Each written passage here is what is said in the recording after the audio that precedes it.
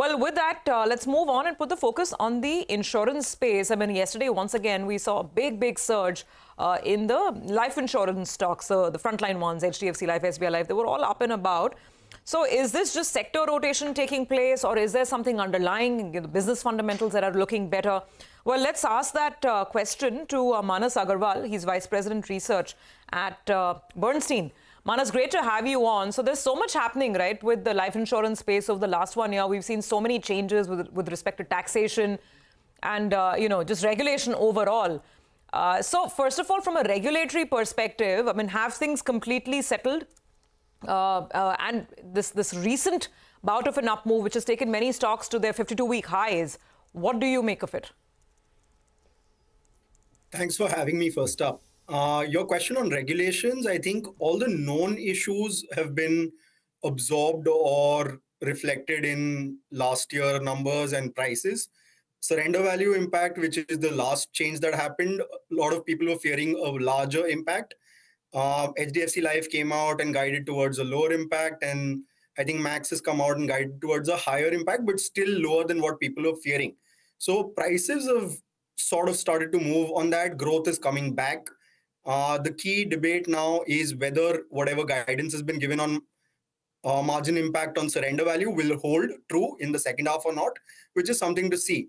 I think growth should be fine even in the second half, and I think stocks are starting to reflect that.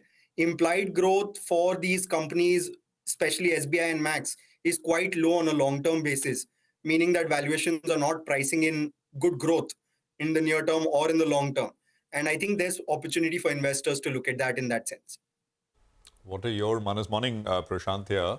What are the best sort of long-term ideas from you where there is safety and there is growth as well? And what should we expect in terms of returns here? Sure. So the way I think about it, life insurance penetration story is there for the long run growth. Valuations right now are not very onerous, reasonably attractive as well, trading near or below long-term multiples. So I think the growth is going to come back with regulatory issues subsiding or largely priced in. I prefer private life insurers with good distribution support from their parent bank. So SBI Life, HDFC Life, and Maxfin are the picks. About 30% upside in SBI Life, closer to 20% for Max, and closer to 15% for HDFC Life, I think.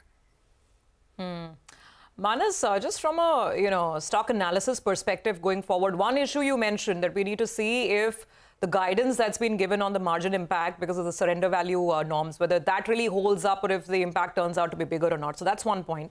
But just going forward, because many of the stocks are now sitting at either at all-time highs or near all-time highs, what should we really watch out for from an investor perspective? Is the next kicker going to come in on the VNB margin front, or should the extent of APE growth, will that really determine how well stocks do? What should we have our eye on? So I think this year APE growth will be punchy and probably higher than what people are baking in. The question really is on the product mix side, you're obviously going to have high ULIP till the point in time markets are doing well. And that will drag margins because your product mix is not going to be optimal. The other is obviously the impact on margins from surrender value issue getting implemented in the second half. So I think this year, like we've seen with Max, especially in the first quarter, something to look for is how product mix evolves, because top line growth, I think, should be punchy. If it's led by ULIPs, then probably margins will not be as punchy as people want them to be. And that could be an interim issue. But I think second half, you should see some normalization in product mix, and that should help margins for the year. But I was just wondering, people talk about money going into stocks and that taking away money going into banks. What about equities versus insurance, Manas? Is that a thought which has popped in your head? Have you thought about it? Is that sure? So taking away flows? Yeah. Yeah, definitely. Equity markets are doing what they're doing very strong. And that definitely takes away money from insurance into mutual funds in the short-term construct. Insurance companies benefit partly because they offer ULIPs, which allow people to take equity exposure combined with insurance. So both of them benefit. Mutual funds benefit more. So that is true. I don't think it takes away deposits from the system. It's just changing of deposits from retail to wholesale, which has an LCR impact, which is what the governor has also talked about. So that's broadly how I think about it. Got that. By the way, do you have coverage on PB FinTech, Manas? Do you look at it? Yes. Yes. And after the run-up, how are valuations now? Still attractive? So valuations are the only real challenge with the stock, right? Everybody understands the business model is good, the growth's going to be punchy. I like the business model a lot for a couple of reasons. I think in the insurance construct, distributors extract more value than their fair share, and all of it is upfronted. So there's very little operational risk, no underwriting risk, no investment risk. So that makes the space interesting. Obviously, Policy Bazaar is online only and very high growth. So that's additional growth levers. Valuations is a stretch, but I think it probably will continue to deliver very strong growth ahead of expectations, keeping the stock up.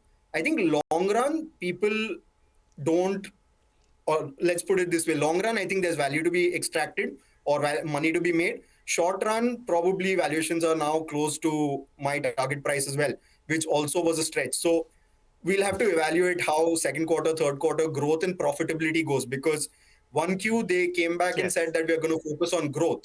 So let's see where margins land up. Okay, I appreciate you joining in, Manas, and giving us those views on the sector. We look forward to having a chat with you in the time to come.